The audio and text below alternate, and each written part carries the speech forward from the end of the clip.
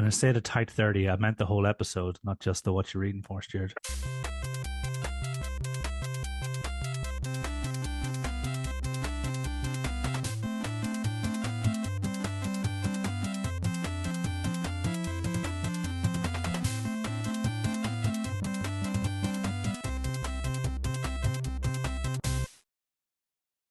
Welcome to Thinking Deeply About Primary Education, the podcast that makes time and space to think about pedagogy, teaching and learning, professional development, anything of interest to time-poor but enthusiasm-rich primary teachers. This week, I'm joined by Stuart Welsh. Good afternoon, Kieran. Thanks for having me back on. It's great to see you, Stuart. It's been a while. It has been. I can't count the days. And we're going to focus our attention on responsive teaching. But first, Stuart, what you reading for?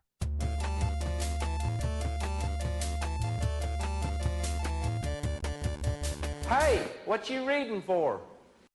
Well, Kieran, I think it is really important that we do try and make a bit of time to read something, to try and just shift our attention from maybe the busyness of our sort of regular job. So I'm doing my best, and I've found an author, Chip Conley. So he's written a few books. Former hotelier, very successful American hotelier, and also advisor to Airbnb. And his book that I was looking at is Learning to Love Midlife, 12 Reasons Why Life Gets Better with Age. And I can't imagine why I've been drawn to this other than the fact that I'm 45 and starting to question every decision I've made in my life. I haven't got through all of Chip's 12 reasons yet, but he says that research says that people's happiness can bottom out in their mid to late 40s, whether that's due to sort of mid-career slumps, you maybe haven't achieved the dizzying heights that you were aiming for, or caring for the children, aging parents, concerns around the future, just questions about has everything turned out as planned. He actually offers up an equation, which I quite like. He sort of says disappointment is equal to expectations minus reality, and it's quite simply put, but I quite like that. He says we're living longer in general. I think that's a fact. When sort of with this longevity means that instead of having a midlife crisis, he's all about reframing it as a midlife chrysalis.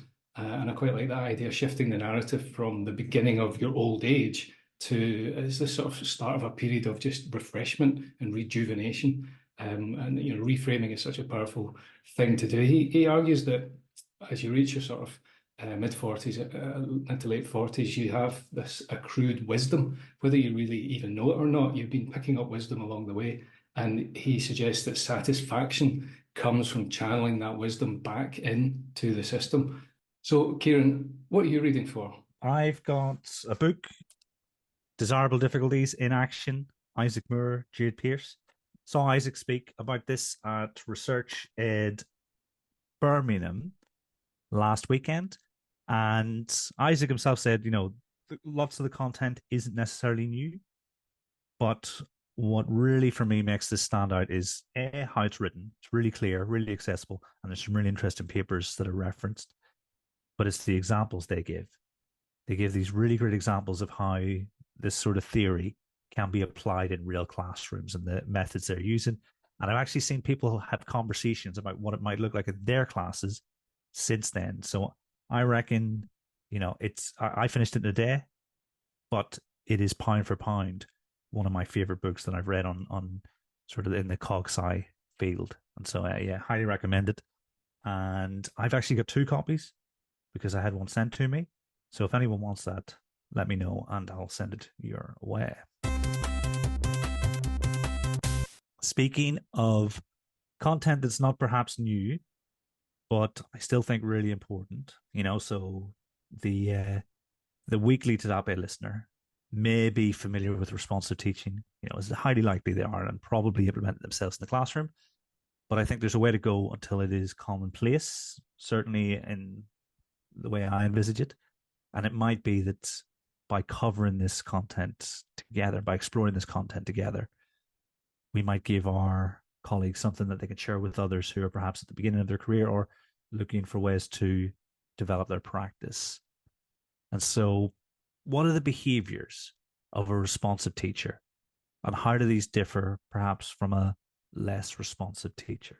Well, Kieran, I think you're absolutely correct there that we're not breaking absolutely new ground here. There's been sort of ongoing conversation about responsive teaching, and really it's sort of evolution from and through assessment for learning.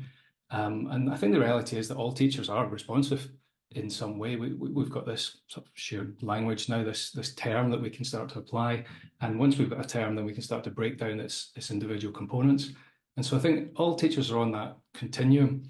But those teachers who are more responsive, I think that what they are doing is that they're finding more efficient and more effective ways of getting an understanding of all of the individuals in the group in front of them, of the current level of knowledge of those individuals.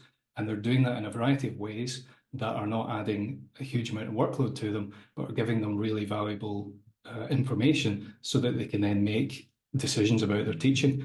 And it's really important that all teachers know that we can deviate from the plan. In fact, it's critically important that we use the information as it's emerging in front of us, use the data to make decisions and respond to the needs of the group. Otherwise, we're not serving the needs of our students in the right sort of way. So I think responsive teachers, they find ways to see more and to understand more about the students in front of them. They're asking questions like not just who's listening, but they know how many are listening, and not just who's thinking, but they know how many are thinking, and they want everybody to be thinking about hard content that they can achieve with. And they also have a deep understanding of who's absorbing the new information and to what level are they absorbing that. And I think that responsive teachers, we talk about this as if it's you need to make up a new lesson plan on the spot type of thing when something starts to go awry. But actually, that's not really the case. Responsive teachers already have a plan for when things go off plan. They already know that in this situation, I can revert to plan B, plan C, strategy, whatever, and then respond in that way. I think also that teaching, certainly for me in my early career, was a case of, you plan something on paper, you plan your lesson, and you essentially deliver it. A really kind of dangerous language to use. We're not presenters. We're not really just delivering a talk or a speech here. But I think planning and teaching and then assessing is often seen as a sort of three-stage linear process. Plan up front, deliver that content to teaching, and then at the end you assess it. Some of them may have got it, some of them haven't, and we move on. But I think responsive teachers really blur the lines between those three things. They're almost going on simultaneously. In fact, they are. Planning, teaching, and assessing all happening at the same time. And so even before we teach some new content, we're starting to plan. But we can't really plan until we know what the students know, what's their current level of knowledge. So we need to assess. We have to plan to assess, and then we assess, and then we get the data back and we plan around that. Then we teach, but while we're teaching, we're constantly assessing, and in the back of our minds, we're planning what's our next move. And this sort of cycle goes on and on until our assessment basically tells us that everybody in the group is now ready to move on to the next stage. So I think a really complicated process. Obviously we've heard it a number of times. Teaching is fantastically complicated, and that's what makes it so intriguing. And I think responsive teachers have all these plates spinning at the same time. They're making a lot of decisions, but they have strategies and techniques ready at their disposal to respond in the most appropriate way to the group. Two things you said that really stand out. The idea that you have permission to deviate, because this is one of the reasons I thought this would be important, because I've had lots of conversations with sort of beginning-ish teachers, and they didn't realize they had permission. They thought, they had to be on this conveyor belt. They had to get through it as quickly as possible and in a timely manner. And they talk about being behind. So I think, and they almost felt liberated, or certainly seemed that they did, when I told them, no, actually, no, you're the expert. You need to deal with this the way you sort of see fit. But also the idea that it's this, those more expert teachers, it's this sort of complex weaving of those three elements. And from the outside, that can look like they've just got it, they just understand it. But actually, we know that teaching can be codified or described in such a way that everyone can refine these behaviors themselves. So, in practice, what strategies can teachers employ to help them be more responsive? I think you're absolutely right there to say that it can look like the sort of proverbial swan gracefully sailing across whilst the legs are kicking away underneath the water. And that's why actually having novice teachers watch expert teachers without any commentary, without any feedback is not necessarily effective. It almost seems like a sort of magic performance. But there's definitely a range of strategies. If we want to be more responsive, then first of all, we need to gather the best data that we can, the most accurate and comprehensive data on the students in front of us. And if we can do that in real time, then it allows us to make decisions. Now, responsive teachers will change the plan in a moment. They will just respond in the moment, but they will also put markers in their mind and say, well, this is something that I've identified here from the information that I'm seeing from the students, and I'm going to pick it up tomorrow or next day or next time I do a retrieval practice quiz or whatever it is. So it's not all about just immediately changing tact in the middle of a lesson. It's also about sowing little seeds in your own mind to say, well, tomorrow or next week we'll do something different. And obviously we teach in this one-to-many environment. If we talk one-to-one, and it's really a useful thing for teachers to think, well, what would this be like if I was working one-to-one with a student? What would I be asking? What would I be wanting to find out? How would I be responding to their responses? But we obviously teach in this one-to-many, but we want to try and get feedback from all of the students at the same time, feedback to us about what they know, what they're thinking, what they're understanding. And so whole class response is just huge for me. I can't really see a way for anyone to argue that gathering whole class response isn't going to be a good thing for us when it comes to decision making. And so something like mini whiteboards in maths in particular, but across all subjects, I think have definitely got their place. And our friend and former colleague Dave Taylor talks a lot about mini whiteboards and says, everybody says you should use mini whiteboards, so great, let's go and use mini whiteboards. But in the schools that I visited, sometimes you just see them being used poorly. And I think it is really important to just remember that many whiteboards, whilst they can be useful as something for students to work on individually or in pairs, just sort of formulating ideas and just sort of sketching out thoughts, they really are a tool for whole class response. And so it's very important that we bring that into our routine in the classroom and think about when our mini whiteboards going to be useful for us, and when can we factor them in. So much so that you want to be essentially training your class into a routine so that the mini whiteboards are either distributed very quickly and efficiently. They can be tidied away. Maybe they're stationed at the desks, so have something like that to save time. And we want to have routines where all the boards have been displayed at the same time. What we don't want is pupils and students putting their boards up at different times because we get copying.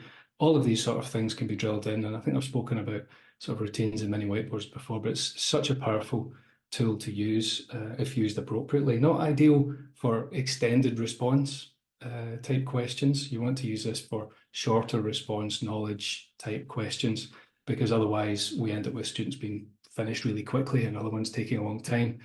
But many whiteboards have definitely got a huge place. And in addition to that, for whole class response, I'm a big fan of ABCD coloured cards. And every student gets a set of these 4 cards printed with ABCD on them, also in different colours. And then we can use that to gather whole class response quite often through multiple choice questioning. Really, really useful to have a routine for that as well. And my routine for these is every student puts their cards facing up on the table, puts their own hands on either side of the cards or maybe on their lap.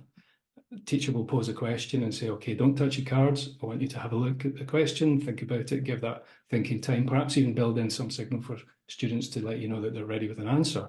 And then it's a case of 3, 2, 1, grab your card and show me. So we get this sort of simultaneous reveal. And the beauty about having them coloured is that as a teacher, you can see very quickly the sense of what the answers are, and any that are incorrect, they stand out because you've got the different colour. Also, you then see the flurry of changing colour as the students change their mind and hold up the same card as everybody around them. So I think they're very powerful. And if you don't have those mini whiteboards or ABCD cards, you can still use, fingers, and just use 1, 2, 3, 4 fingers to indicate A, B, C, D, which is also useful. Maybe even a fist for, I don't understand, because we do want everybody to respond. And if you don't have an answer, I think I would rather, as a teacher, know that the student doesn't understand or doesn't have an answer rather than they've guessed. And so encouraging, a signal for, I don't quite know this yet, is not a bad idea. Other strategies that I think responsive teachers can utilize would involve maybe hinge questions. So the hinge question would be quite often multiple choice again, but purposefully created to try and sort of tease out misconceptions. And a hinge question is really useful to fit into your lesson at a transition point. So maybe when you're trying to move either from one example type to another example type, and you want to make sure that everybody's ready to move on, or perhaps when you're moving from sort of teacher-led examples into individual practice, you again use a hinge question to get a sense, is everybody ready to move on, or who's ready to move on?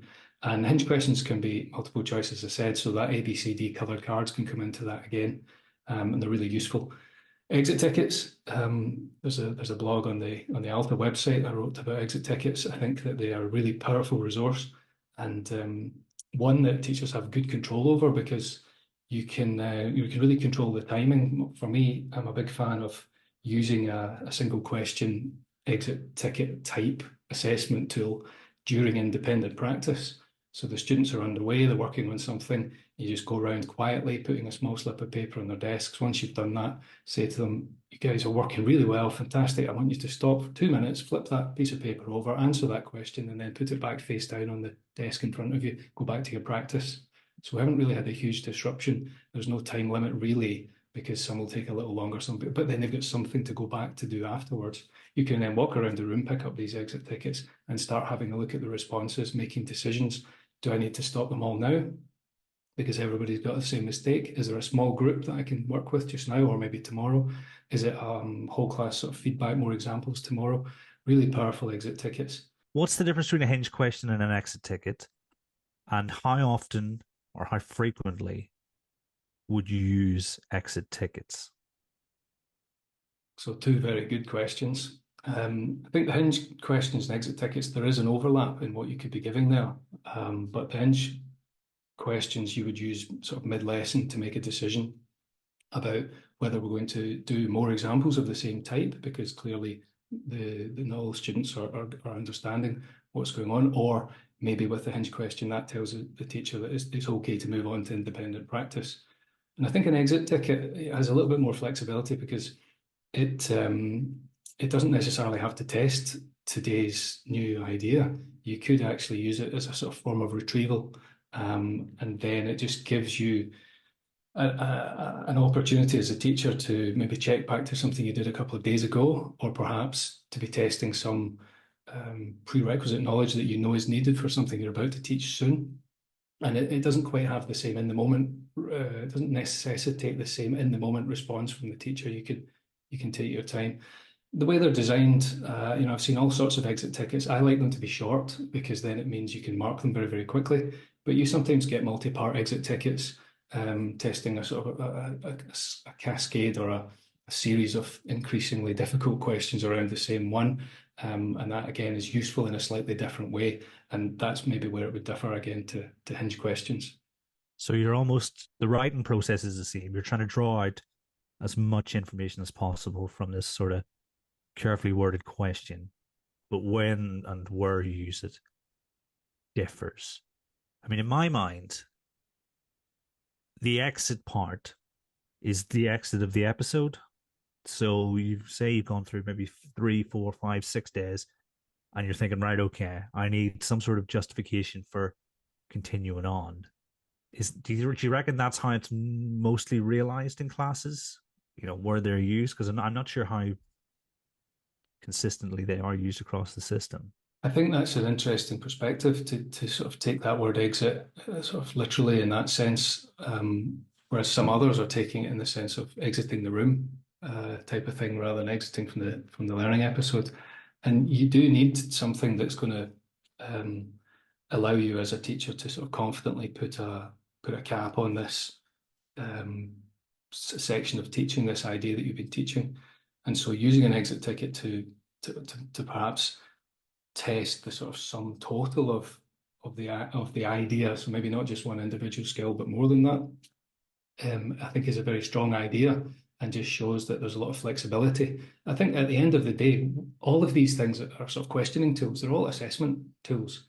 And assessment is assessment. We're just looking at different vehicles, different timings. And I think as teachers, if we're asking, well, why am I assessing at this point? What is it that I'm trying to ascertain about the group? Then that might drive the way that we use these tools.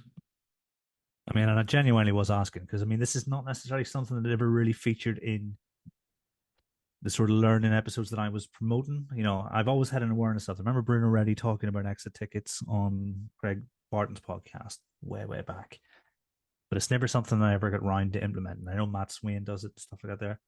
There, so I genuinely am wondering, you know, whether or not that might be the way it was interpreted. You know, because sometimes I do have an extra question in the chamber, and I'm like, oh, I've caught you now with my here's my follow up.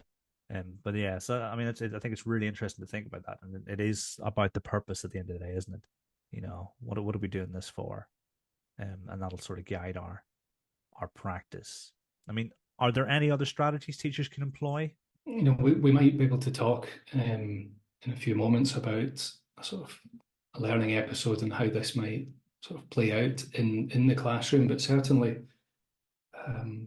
we don't always have to be looking for whole class response.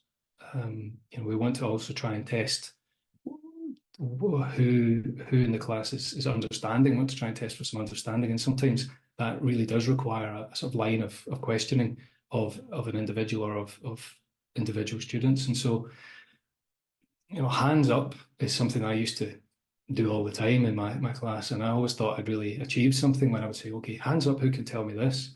Because at least they weren't shouting it out at me. You know, putting that hands up sort of prefix on there saying, you know, I don't want calling out here. But it took me a few years to realize that they were still calling out sometimes when they put their hands up. And it's the same students that put their hands up. Sometimes it's because, you know, they really are enjoying what they're doing, but often I think it's because they want to show you that they know what they're doing. And it can be so tempting as a teacher to go to the student that you know is going to give you the right answer. And so hands up can be useful, but I think there are more effective strategies if we're trying to think about keeping all students on board and understanding what all students are thinking so that we can make these most appropriate decisions. What we shouldn't be doing is driving on with our learning episode on the back of one or two students' contributions and not having any sense of what the others in the room are thinking or feeling in it. Again, I've seen it happen in lessons where, you know, I know as an observer, and I think the teacher probably knows as well, that there is a subset of that class that just does not have a clue what is going on, but yet we're still powering on through the sort of script or through the lesson because one or two pupils are carrying the rest of them. And so we can look towards strategies that involve no hands up, like cold calling and no opt out, which, you know, Doug Lemov's popularized in the Teach Like a Champion series. And these are sort of questioning techniques where if we do them right, we can still involve the whole class because we don't ask a student a question directly, or at least we don't put the student's name before we ask the question. We'll say, okay, I want everybody to think about this just now. Here's my question. Okay, Kieran, what are your thoughts? And in that way, that you set the expectation that every student may well be asked, and that so every student should also think about it. And the no opt out element is if Kieran was to come back and say, I don't know, don't understand, I'm stuck, I don't get it, then you know, the teacher's got an option to move on to another student and continue to do that until we get an answer, and then go back to the original student, it was Kieran in this case, and say, okay, Kieran, well, you know, Johnny's given us a really good comprehensive answer there. What did Johnny say, or what is the answer to the question? And rephrase or re-ask the question so that Kieran knows, well, I'm going to get asked eventually. I have to be part of this. And I think that can create a really, really good culture in the classroom. It will take some time, depending on the group of individuals, but we want to take this climate where, you know, there's no fear of being sort of singled out for being wrong or sort of making mistakes or not knowing. It's just that you know that you will be accountable and that you know you can't escape. There's no opt out, literally. I mean, those are the bits that really enrich this type of questioning, I think, and this approach to questioning. But they're also the bits that get missed out when lethal mutations happen. So it's definitely worth considering, you know, because essentially just telling the kids they can't put their hand up, that's missing the fluoride, isn't it? So, you know, I think that's the important part is what does this then mean for how we ask the questions, how we get pupils to think, because we want them to be thinking, want them all to be thinking. But then how does it support us in assessing that information and finding out what we want to find out? So I think that's really, really important. So we've got a rationale. We've got some strategies that we might employ. What then does this look like in the classroom? How does it all come together? You know, I've been thinking about this a lot. You know, our job is to get the students from A to B, where A is the current point of their knowledge, the current limit of their knowledge, and B is a point that includes the new knowledge that we're trying to teach them. And really, we want to do that in the simplest and most efficient and most straightforward way possible. But the reality is that they quite often don't all start at A, because that's assuming they all have exactly the same prior knowledge. And so we need to factor that in. And we also know that some of them they're going to grasp new ideas quite quickly, maybe more quickly than others. Some models that we use and metaphors or representations might chime more readily with some students than with others. We need to think about how we've got something to support that. So I think in a classroom, and obviously mathematics is my background, and so you know that's where I'm best placed to comment on. But I think this model does lend itself across subjects. Assuming that we've got the students to the point where they have the prerequisite knowledge. So there's work to be done to get there. But let's assume that we've tested that, we've filled in any knowledge gaps, we're ready to start learning something new. There's a teacher introduction, there's a teacher exposition, because we are the ones with the knowledge, we are the experts, and at this very early stage in learning a new idea, we're the ones that really need to sort of guide the way to show the path. And so you have the teacher's exposition or introduction, and even during that phase, the responsive teacher will be making decisions and responding. So, you know, if the metaphor that we're using here is not quite gelling, or the representation in the exposition doesn't make sense to all students, then we can use questioning at this stage to ascertain that. You know, I didn't talk so much there, but sort of probing questioning, so surface level questioning, testing knowledge, and probing questioning, so maybe going deeper with students and asking, but why is that, or why do you think, what happens if we change this? Those things start to tease out a level of understanding, and using those techniques like cold calling and no opt-out gives us a good chance to get a sense of, are all the students on board with my model here, with this way that I've introduced this idea? And we can respond if that's not the case. We can respond by selecting an alternative representation. So, you know, maybe we're you know, using counters, and we might want to bring in Cuisenaire rods, for example, or a different visual representation of some sort.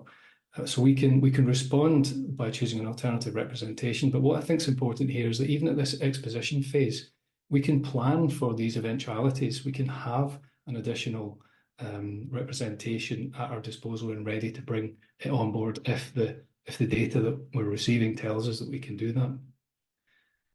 As we go on, we're modeling. You know, usually in mathematics, there'll be examples, there'll be a procedure to sort of follow. And so as we're modelling, we can again be using questioning of some form, but also by monitoring students' work, because at this stage, we're probably doing teacher-led explicit examples, but then we may also be moving to that sort of we do phase. So from the I do to the we do. And at that point, we've got students maybe working together or collaborating with the teacher, but writing something down, putting something down, and we can monitor the student work, so we can get a sense of, even at this stage when we're just sort of modelling and starting to do examples, how are students getting on with this, and then we can respond. And the response here would be to either do more examples of the same type if it's clear that the students are not yet making sense of what's happening, they're not managing to get to grips with the procedure. Or we might actually say, well, you know, they're making a terrific job of this. It's clear everybody's quite happy, so we can move on with more challenging examples. But again, we can plan for this. So during that sort of exemplification phase, that I do, we do phase, we can make decisions, but we have more examples up our sleeves. And you know, there are lots of websites like Johnny's MathBot site, which is really useful because you can have an infinite number of regenerative questions. Darren Carter's Mr. Carter Maths is another one, and also Maths Whiteboard is another website where we can use this as a tool to bring on additional examples should we need them. So we don't even need to spend hours writing lots of examples of our own. We can rely on the sort of technology and the resources that are available. So we're moving through the phase, and we're trying to sort of devolve the responsibility to the students so that they are then moving into independent practice. But before that, we probably need a sort of I do phase, and we want the students to be working independently but closely supervised by us. So maybe I do an example, and then they do an example. So that I do, you do type situation. And again, we can watch what they're doing there, monitor their work, and respond by choosing to do more examples or just give some corrective instruction, a little bit of feedback. At some point, we're going to use the hinge question or some sort of assessment tool to decide, is it time to move on to independent practice? And I think what we have to acknowledge is that they probably won't all be ready to move on to independent practice at exactly the same time. And in a lot of lessons that I've been invited to join and to observe, we quite often see the teacher has gone through the pre-selected 3 examples, for instance, and then said, okay, everybody, let's move to practice. And immediately 8 or 10 hands go up. You know, I'm stuck. I don't know what to do. And there's a few reasons for that. One of them, it could be that the practice is not closely aligned to the examples that were given. So it's just like the students, no wonder they're not sure what's going on.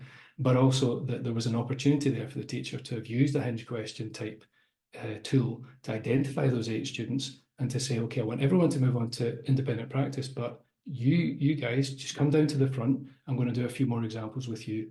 So what we've got is the group that were ready for practice are now on practice, and we've got the group that needed a little bit of support, getting that extra support before they're also released onto practice.